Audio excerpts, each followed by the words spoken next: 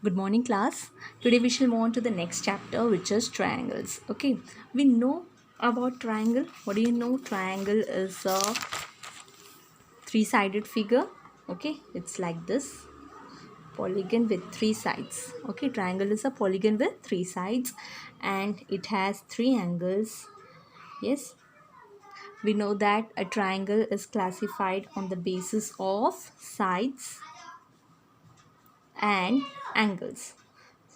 So, if all sides are equal, all equal sides are equal, equilateral triangle. Okay, two sides are equal, it is called as scalene triangle, isosceles triangle. And all the three sides are not equal, then it is said to be scalene triangle. We know that. Okay, if all the angles are equal, again it's called equilateral triangle. Okay, if all angles are less than 90 degree, it is acute angle triangle, right? And if one angle is more than 90, it is obtuse angle triangle.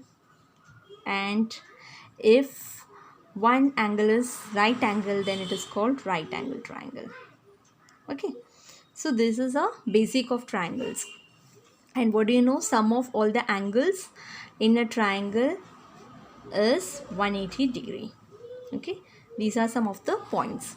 Now in this chapter we are going to discuss about congruency of triangle. Okay, what do you mean by congruency of a triangle? What does that means? Congruence means if two figures, okay, if any two figures, congruence means if any two figures are same, okay, equal in size and shape, then they are said to be congruent. Okay, मतलब क्या है? अगर दो shape हैं, दो shapes हैं, अगर वो इक्वल हैं, okay, and the size is also equal, then you say that to be an congruent. Okay, congruent figure. And what about congruency of triangle? If two triangles are equal in shape and size, then they are said to be congruent.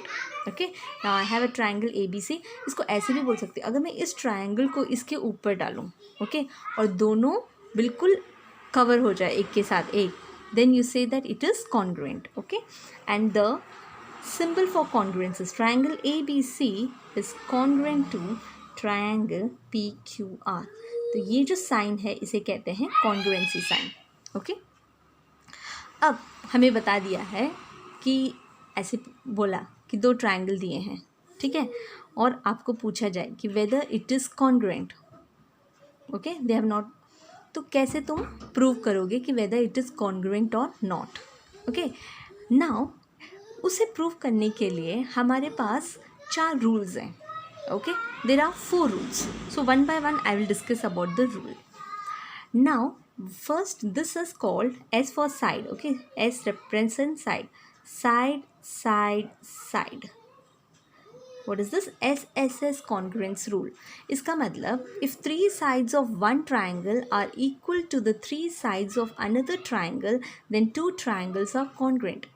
अगर हमें पता है दो triangle दे दिए हैं, okay, हमें prove करना है कि कॉन्ग्रुएंट है कि नहीं, लेकिन मुझे ये पता है कि ए बी की लेंथ 5 सेंटीमीटर है, बी सी की लेंथ 6 सेंटीमीटर है और ये 4 सेंटीमीटर है, और इस ट्रायंगल की लेंथ 5 सेंटीमीटर है, 6 सेंटीमीटर है और 4 सेंटीमीटर है.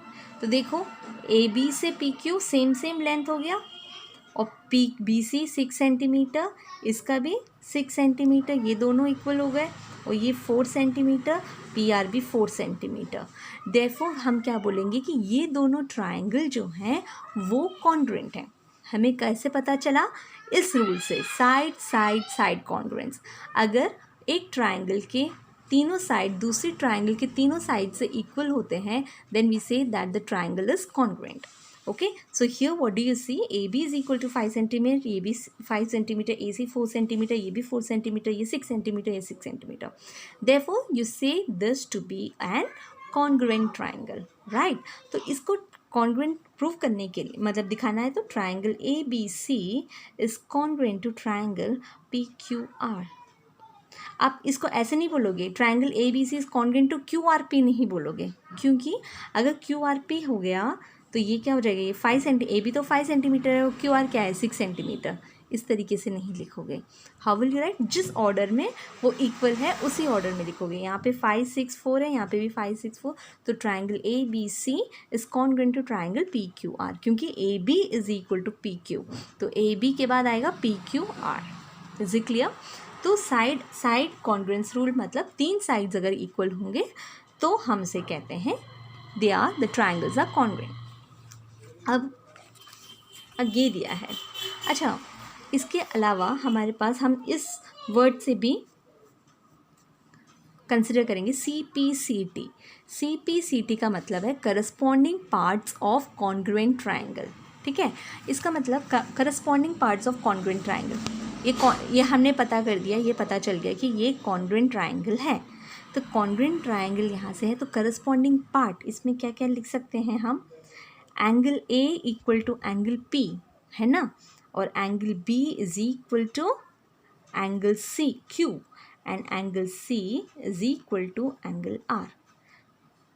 क्योंकि हमने बोला है कि ट्राइंगल में कॉन्ग्रुएंट है तो क्या शेप और शेप भी सेम होगा और साइज भी सेम होगा, तो एंगल्स भी सेम होंगे, इसलिए हम करस्पॉन्डिंग पार्ट, तो ये यहाँ से हम ये बोल सकते हैं। ठीक है, ये वाला पार्ट में और क्वेश्चंस आएंगे तो और क्लियरली समझ में आएगा। अब है साइड एंगल साइड कॉन्ग्रुएंस। देखो एस ए एस कॉन्ग्रुएंस, तो एस फॉर साइड एंगल और साइड।